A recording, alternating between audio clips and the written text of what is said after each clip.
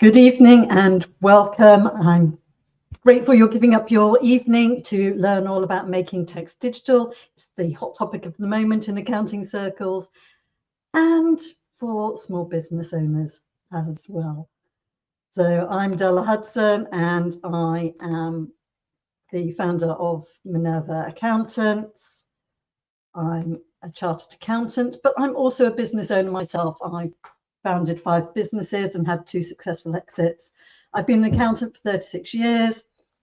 I also sit on the council for the Institute of Chartered Accountants of England and Wales, and I chair the local West of England board. And I gave my first talk on MTD, Making Tax Digital, back in February 2019. So I've been doing this for a long time. Hopefully you've at least heard of it before this year, but if not, we're going to take you through step by step, gently. So I've got my cup of tea. I hope you've got yours too, or whatever you fancy.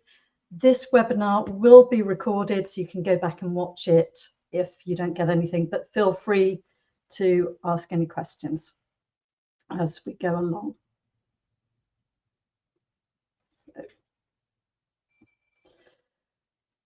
Making tax digital applies to sole traders and landlords. If you're a limited company, it doesn't apply to you.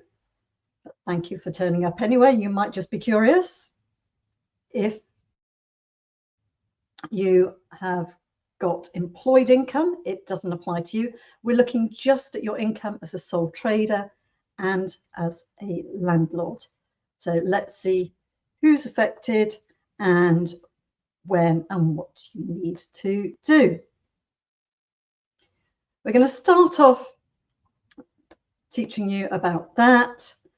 But first of all, what is Making Tax Digital, MTD? It's a 3-letter word, or acronym that we all hate, even the accountants amongst us. It's aiming to move businesses towards digital record keeping. We've all got phones in our hand. We're all online doing all sorts of things. You're online now. The other bit of it is making quarterly submissions to HMRC. So what's it all about? From HMRC's point of view, it's about closing the tax gap, that gap between what they believe they should be receiving in tax take and what's actually coming in. Now, there are all sorts of arguments about how this is calculated, but I think we can all agree there is a gap between what's coming in and what should be coming in.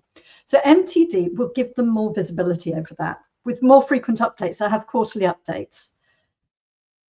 They hope it will reduce errors because nobody will forget to declare income, whether that's 7 houses you forgot you had or just the old receipt that you've forgotten to invoice.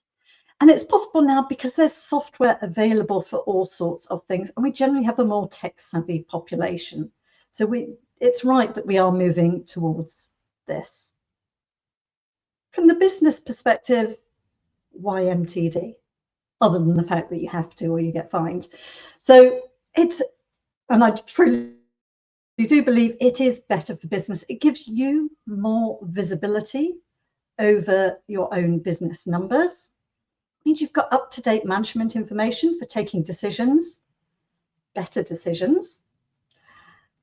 And I also believe it will reduce errors because you won't forget those little expenses that you pay out. So I suspect it's not going to close the tax gap in quite the way that HMRC believe, because all those fiddly little receipts that you lose, or that with all this, the heats, in printed paper, they all fade if they're left on the dashboard of a van or something. So I think we'll actually be claiming more expenses. It allows you to estimate your tax throughout the year. And there are just other benefits from using technology, which I'll go into. So who's affected? For this, you need to pull out your last tax return. So we're looking at your tax return for 2024, 2025. And if you're one of our clients, we've invited you here this evening because we believe that you will be affected, if not this year, over one of the next 2 years. So one webinar, everybody knows what they're doing. And I'd also suggest, because of the benefits of MTD and being able to see your business, it's useful to have that technology in place sooner rather than later. And we'll go into some of the other reasons as well. So based on your 2024-25 tax return, if your gross income is over £50,000, then you will be mandated to go into MTD from the 6th of April 2026. What's your gross income? Well, it's your income before your costs. So it's your income, not your profit. It's what you invoice to your clients, what your clients pay to you. But it's not looking at all the income on your tax return. It's only looking at your sole trader income and your property income, whether that's UK or foreign. So you just look on these 3 pages of your tax return, the SA 103, SA 105 and SA 106. Don't worry, we've looked at it for you if you're our clients. If you're not our clients, then you'll have to look it up for yourself. Find out what that figure is. If it's over £50,000, then you're in straight away from next month. If it's not, then we wait till next year. And it's based on your 2025-26 tax return.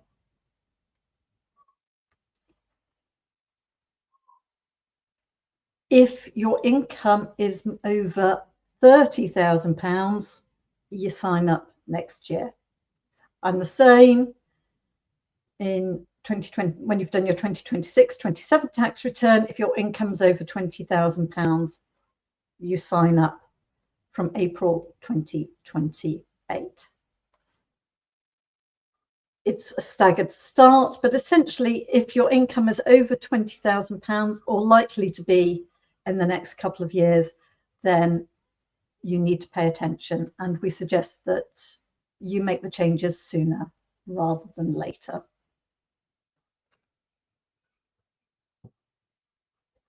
Reminder, of course, it is income, not profit. And I think that's the bit that's going to catch lots of people out. So what do you need to do? Well, first of all, you need to sign up.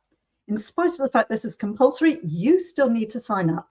If you're one of our clients, we've already signed up the 2026 tranche already. Sorry, I need my tea. It is tea, I assure you, nothing stronger. I handle tax all the time. HMRC don't drive me to drink. Well, yesterday was quite close, but so you need to make sure that you're signed up. If you'd like a link to that, just you can Google it, how to sign up for MTD. Make sure you are on the HMRC website at end.gov.uk, and you can do that. It's fairly straightforward. The big changes, you need to maintain digital records. Those bits of paper you've got stuffed away that you tot up once a year or you throw at your accountant, that's no longer good enough. Digital records. Fortunately, most people have those in the way of bank statements or can easily get hold of them. Digital records does include spreadsheets. It doesn't need to be formal accounting software. So if you're keeping it on your records on a spreadsheet, it's a possibility, and we'll look at the pros and cons of software versus a spreadsheet. You've got your digital records, and once a quarter you have to submit a file to HMRC. This is called an unadjusted summary of income and expenses. It's 2 numbers. One is your income, the other is your expenses. So it's not a full-blown tax return by any means, but of course you have to do all the numbers behind it to work out those 2 figures. The quarters are the end of, you can choose to use the tax quarter, which ends on the 5th of the month and is a pain in the backside, or what we do with most of our clients, we're using the calendar months. So I'm going to talk about the calendar months, but be aware that you can do it with the extra 5 days if you prefer to do the 6th to the 5th. So the first quarter will be from the 1st of April to the 30th of June, and that is due by the 7th of August. Make sure it's in your diary. The next quarter is 3 months to the 30th of September, which is due by the 7th of November. Now, these 7th of the month, that's to line up with those who are VAT registered, because the VAT deadlines are on the 7th, so you get a month and a week to do it. The next quarter is to the end of December, due 7th of February, and the final quarter to the end of March is due the 7th of May. And then you get to do the normal tax return as well, which is, as always, due by the 31st of January. But frankly, you've got it all done by the 7th of May, so I imagine most people are just going to get it in at the same time. You can, of course, submit earlier than the deadline, as we encourage our clients to do. Don't think of the due date as the 7th of August so much as any day from the start, rather than doing everything at the last minute, please. Now, the difficulty with this, if your accountant is submitting your returns, is that all sole traders and landlords have the same quarter end. Instead of spreading VAT returns over different quarter ends, all sole traders will have the same quarter end. So the sooner you get it into your accountant, the more chance you have of everything going in smoothly and on time. Now, with our clients, we've done a mixture of who's going to do the submission. Those who are comfortable with the bookkeeping, we've trained them to do that or are in the process of training. Those who aren't, we're taking on the bookkeeping unless they've got a professional bookkeeper themselves. So we'll talk about who should be doing that for you later as well. So we've got to sign up, keep digital records, 4 submissions a year, and still the tax return. Sounds like a lot, which is why we've been trying to get people ready earlier. So let's look at some software. And spreadsheets, well, we're all familiar with them, or perhaps I say that as an accountant, but most people these days can use a spreadsheet or understand what they are. So they're nice and simple, but they've only got basic functionality. Whereas if you use task specific, that is, to be honest, software, you have so many more advanced features. So yes, you've got to pay out for it, but you get a lot back as well. So the benefits to the business of, I'm going to talk about cloud software, and we in particular use predominantly Xero. We do use some other things, but Xero is our main one. With your software in the cloud, you can have multiple users, which means that you can have different people all logging in and manipulating the same data. So you can have the bookkeeper putting the information in. You can have the bookkeeper or the accountant doing the quarterly submissions. You can have the business owner logging in and getting that useful information out to see, are they profitable, which of their clients are profitable, and things like this, and who owes them money, because we all want to know that. So multiple users all doing different things. Now, it might be that you do your own bookkeeping, you do your own year-end accounts, and you don't have an accountant at all. Some people do, but it's generally more spread around. And if you're planning on growing your business, then let the experts do what they're good at. We've also got data entry apps. Now, I have my phone here. I do my bookkeeping when I am out and about and I stop off for a cup of tea. I need my tea. I just take a photograph on a specific app and it uploads into Xero for me. It really is that simple. We use HubDoc, Apron, Dext. They all work in a very similar way. They use optical character recognition. They use machine learning to pull that picture into the software and code it where it should be coded. So it is much simpler these days. Where we do the bookkeeping, the client just snaps the picture and we'd sort it out at the other end. On my phone, I also have the Xero app. I can raise invoices while I'm out and about on my phone. Now, as an accountant, I'm sat in an office most of the time, so that's not really as useful as it might sound. But for plumbers, whatever, you do the job, you raise the invoice, and you can take the payment at the same time. No more waiting until sitting down on a Friday evening when you just want to have your dinner, go to the pub, whatever. No more waiting to the end of the month and suddenly realizing that you need to do something, and certainly not waiting till the end of the quarter. You can just do it as you go along. You raise your invoices, you collect your money before you've left site. For those with more office-based invoicing or recurring clients, you can set up repeating invoices. You can set those invoices up to repeat with the same figures each month if it's a retainer, or just to have the same wording and appear each month, and you just slot in however much it is for this month. So much easier. And you don't, those who do something similar on Word, how many times you saved one over the other and you've lost the record of what you charged?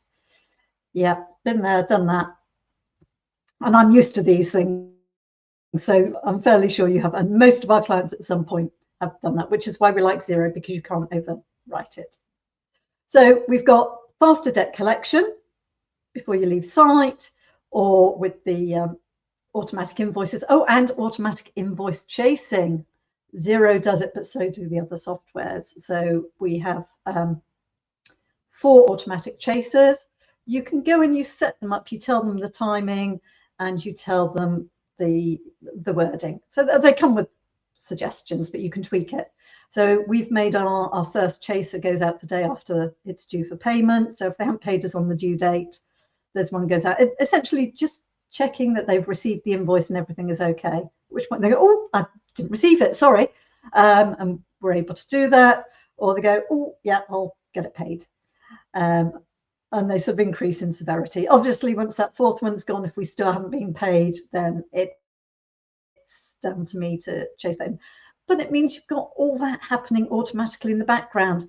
It's something, an extra admin job to do. And also, it's not a really pleasant job talking to people chasing money. I want to talk to my clients about nice things. I don't want to be chasing them for money. Thank you very much. We use Go Cardless, so most of our clients pay us by direct debit. So we don't even have to send the reminders because it automatically comes into the bank.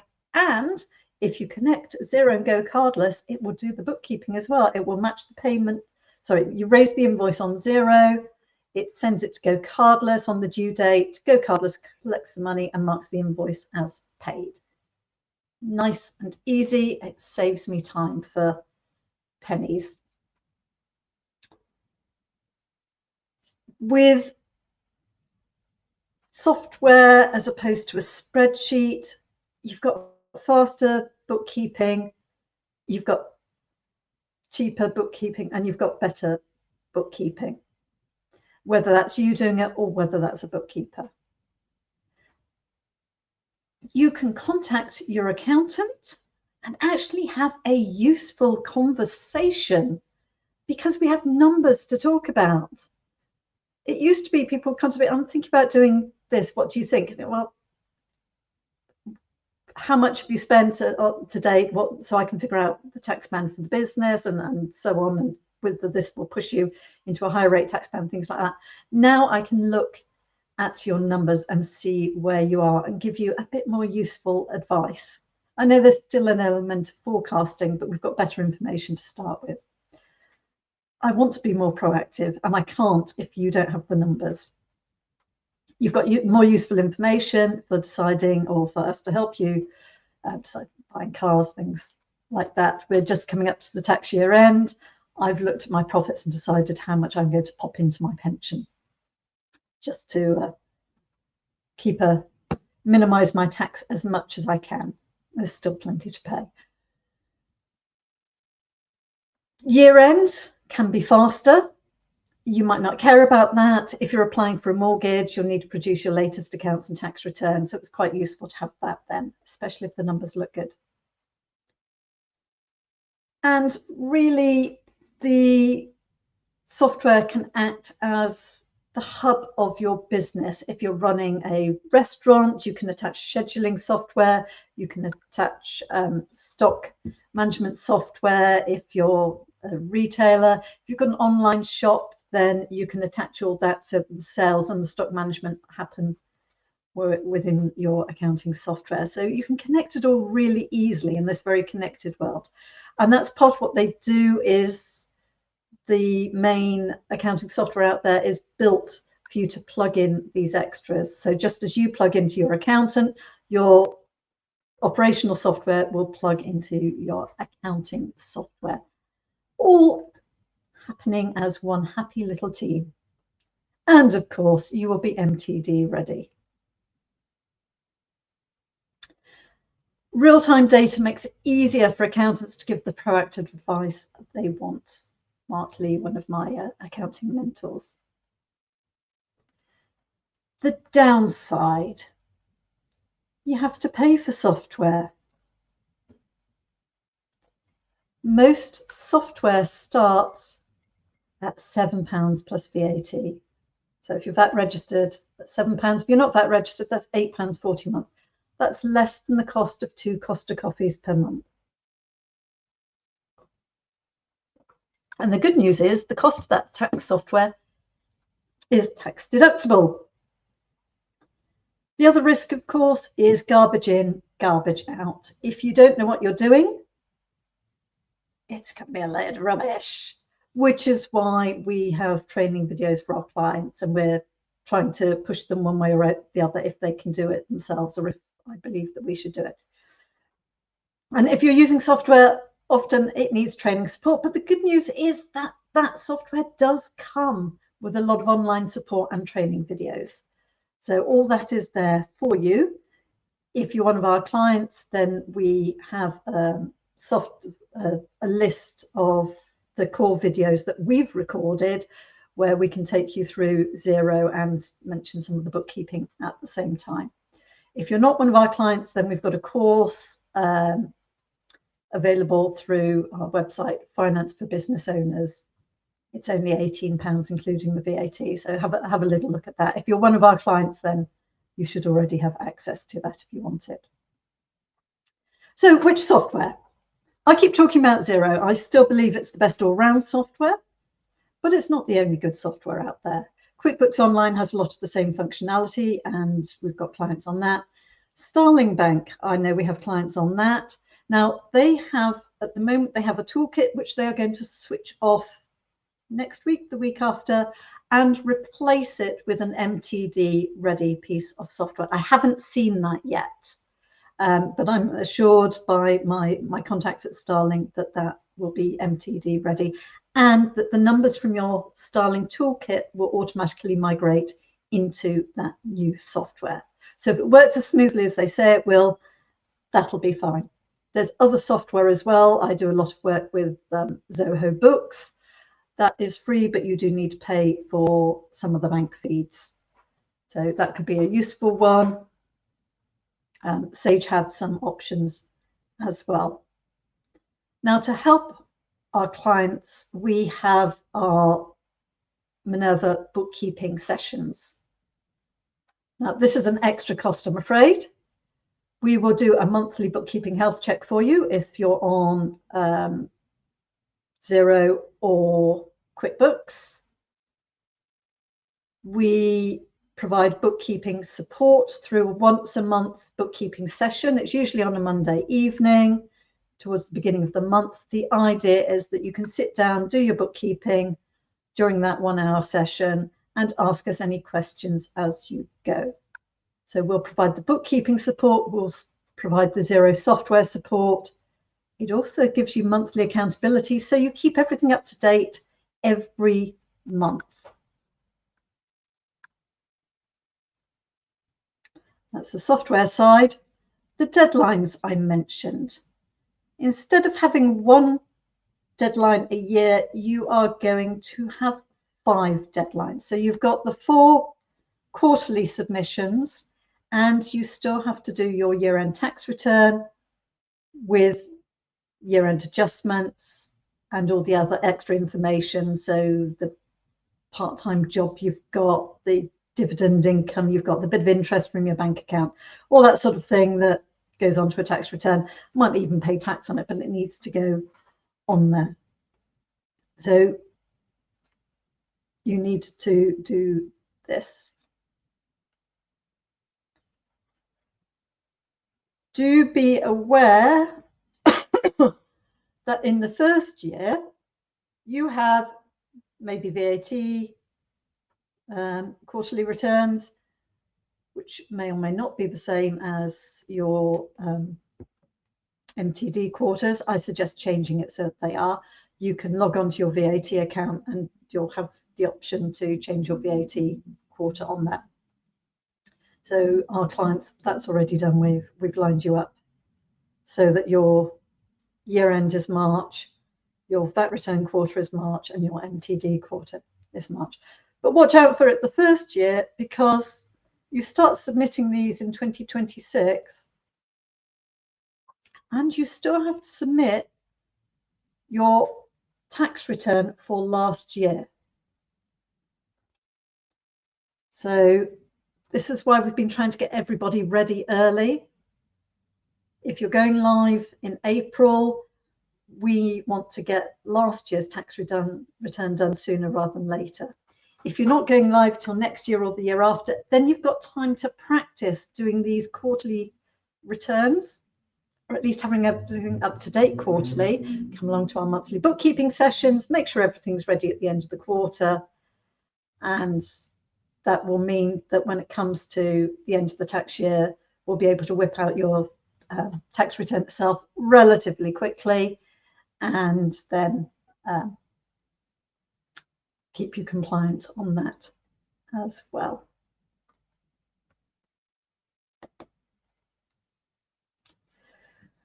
What do you need to do? You need to start now. You need to decide who's going to do what, choose your software, simplify year one by getting ahead and practicing beforehand. If you're going live in April and you haven't done this yet, you're too late. You can sign up now and get your 2025-26 return information up to date so that you're ready to go with that. So who is going to do what? Well, we triaged our own clients and we based it on the complexity of their business and the quality of their bookkeeping, or what we thought their bookkeeping would be like. So if they're a small, simple business, then if there's poor or no bookkeeping, we could put them on software and train them, or we recommend a bookkeeper. If the bookkeeping's okay, then that's fine. They can do the quarterly submissions in the year and we'll do the year-end tax return. And if they've got a professional bookkeeper, then much the same sort of thing. If they've got a more complex business where they might need adjustments on those quarters, then we recommend a bookkeeper or an accountant to do those quarterly submissions. So it's not so much related to the quality of the business owner's bookkeeping, it's starting to verge into professional territory. So we recommend a bookkeeper, or we'll do it for them. We do have bookkeepers as well as accountants. This means that everything will be kept in line and the accountant can come along at the end. The good news for our clients is if you've got a complex business, we've probably already recommended that you have quarterly management accounts. So you're doing that already.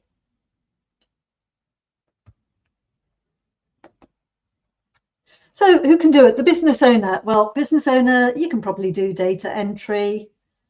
You've got the knowledge of the business, so you know exactly what your money's been spent on, what these invoices mean, and you can liaise with your accountant.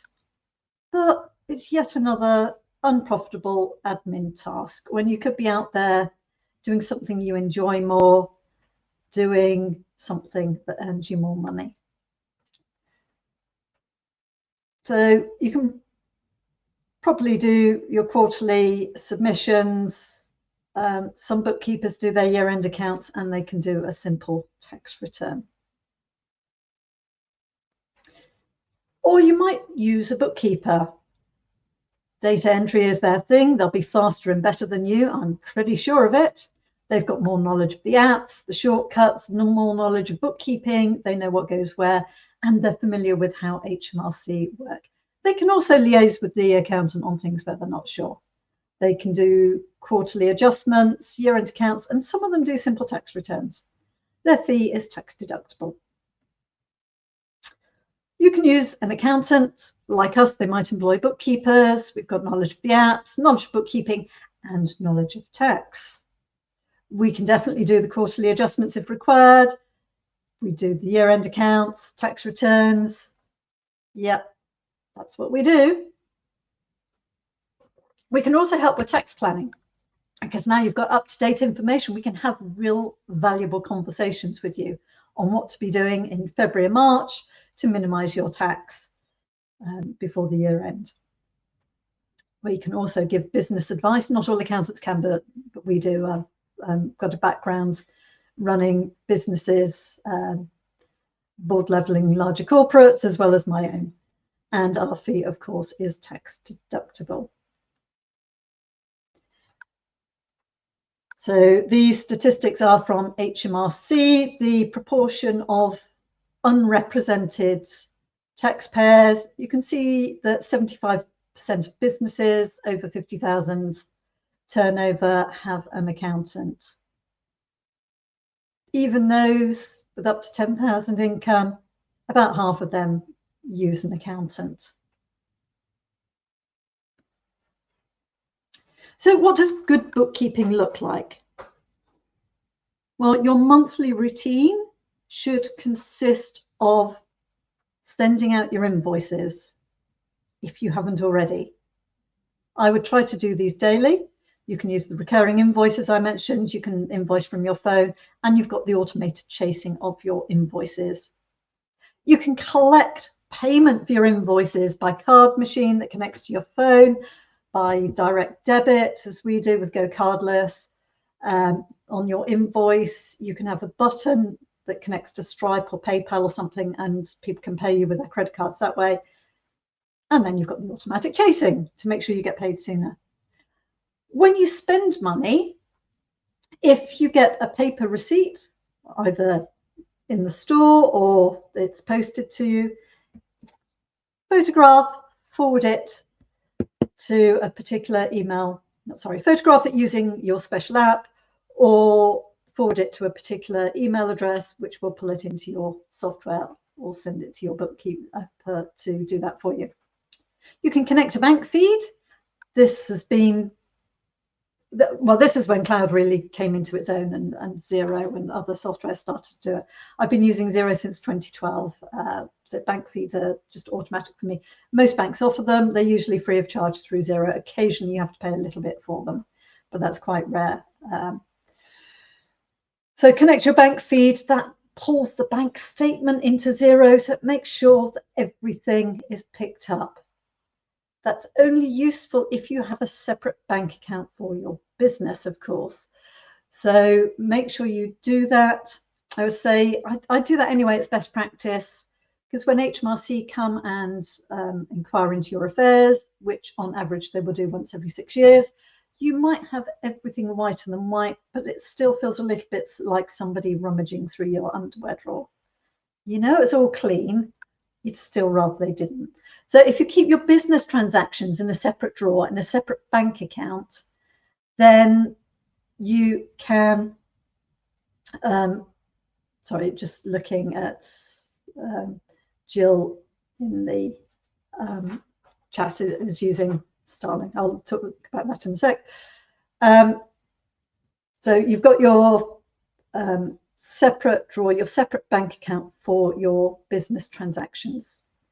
HMRC don't care if that's a business bank account or a personal bank account that is just spare for you. Your bank might, but HMRC won't care. So keep all that separate. That means when you suck the bank statement into your software, it will have all your transactions there, and then pay for everything on your card. Don't do stuff in cash. HMRC don't like cash. It's like a red rag to a bull. They base those inspections on a risk assessment, and one of the high risk things is a lot of cash in the business, because it's a lot harder for them to track, so they will take that. Now, even before MTD, they had a lot of data about lots of businesses. So fish and chip shops, they can see what every single fish and chip shop in the country is making in terms of sales, costs of fish and potatoes and what have you, and then their overheads. So they can see if somebody's out of line. Imagine what they can do with all this quarterly data in more detail. So I've done it before. I had somebody come in, they wanted an accountant for a pub they'd just taken over, and so they showed me the accounts and I looked at them, and without any software I looked and I asked where the missing till was. I could see not all the income was declared in there. Needless to say, I didn't take that client on. So if I can see it just with 30 years of experience, HMRC can see it with all their big data. Get your bank reconciled so that you know all the money coming in and out, and you can check your profit, which then means you can estimate your tax. Don't forget, it's not just the tax, it's the national insurance as well that you have to pay. So Gillian, the Starling software will provide bookkeeping support for Starling, as in we can't connect our health check to it, so we'll be able to give you a visual health check, which won't be as good, but we'll do what we can, and we can talk you through what you're doing on that. I've done a lot of work with Starling and hopefully doing some more in the future. So now you've got your bookkeeping up to date, you've got an estimate of your tax. Shove that tax aside into a separate bank account. Don't spend it. And I would say round up, shove away a little bit more than you expect. And then when you've got the information for your final tax return, the actual amount that's due, then hopefully you've got some spare money you can spend on sweets or a holiday or a yacht. No. But I'd rather you get nice surprises when we do the tax return than horrible surprises. And this will help you to set aside money for that. And then we are looking at the go live date, the big launch next month. So you could be a sole trader using spreadsheets, in which case you will need to use bridging software to get your information into HMRC. Or you can move that onto proper accounting software. You can be a sole trader with rental income. Now, that might just be easier to do through bridging software if that's your only income, but lots of people have both. PAYE employment doesn't come into MTD. It doesn't come into the income to see whether you are mandated to go into it. It does go onto your year-end tax return. The same with dividends. Where can you find a good bookkeeper? I would look for somebody with the ICB or the AAT qualification. Where can you find a good accountant? Of the Minerva accountants, of course. I would recommend somebody with ACA is a chartered accountant, and FCA is a fellow of the Institute of Chartered Accountants, basically a very old accountant, but we've got a bit more experience. If you've got an accountant who's a member of a professional body, you have got some reassurance that at some point they pass some exams, and in order to stay a member, we have to do continuing professional development each and every year, a minimum of 40 hours. So that's over a week's worth of training each year.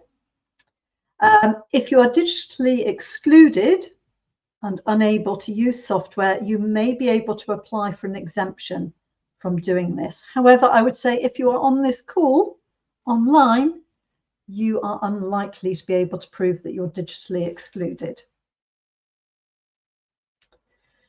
So, your action plan. Screenshot the page, make a note, come back to it at the end of the video. We are 41 minutes in.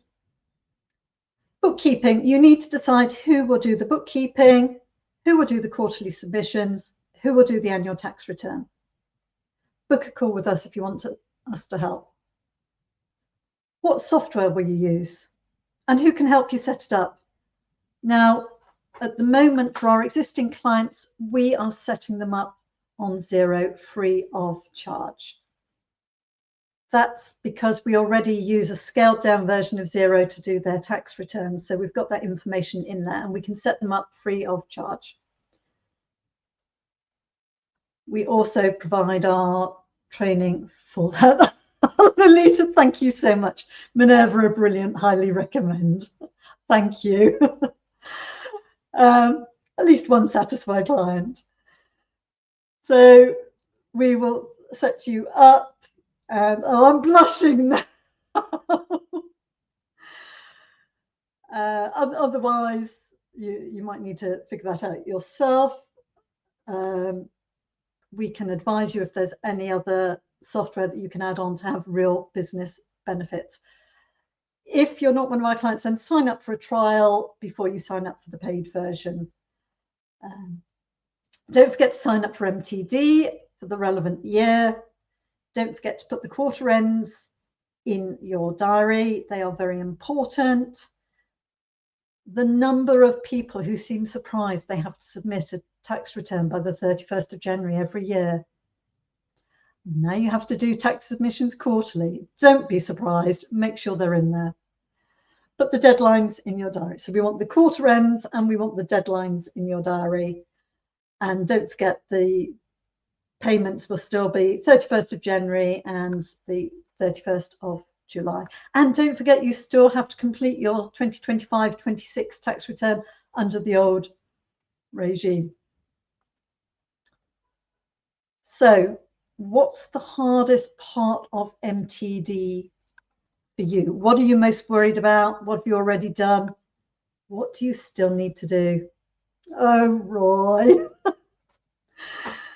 Another satisfied client. Ditto Minerva, a great bookkeeping and accounts. We do Roy's bookkeeping for him. It's always nice. I must say as well, we have the nicest clients. The number of times I come off a call with a client or I read an email and I go, it's my favorite client. About most of my clients, they are so good. Of course, we have to look after them. So any questions, any particular concerns, and feel free to contact me afterwards, whether you're a client or not.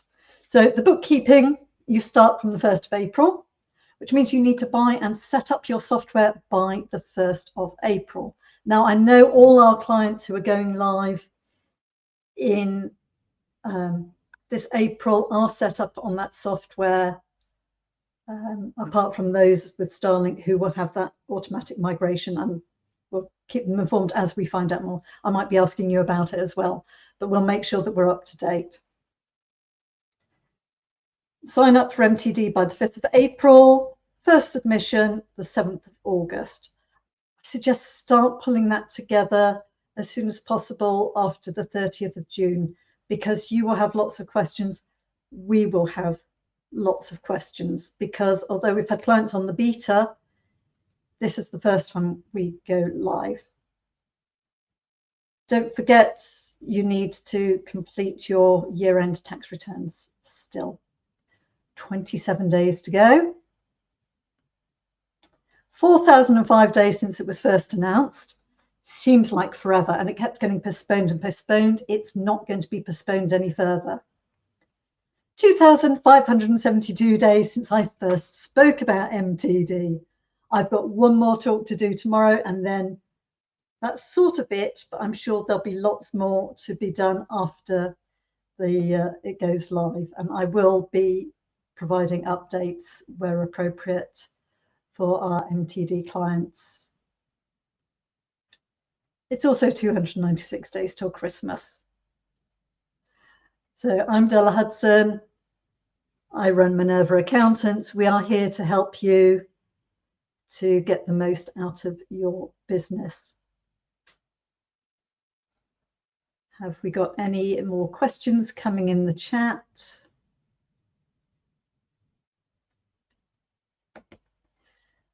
Do get in touch if we can help you. You can do that by phone, through our website, through our email. And good luck with it all. Take care then. Bye-bye.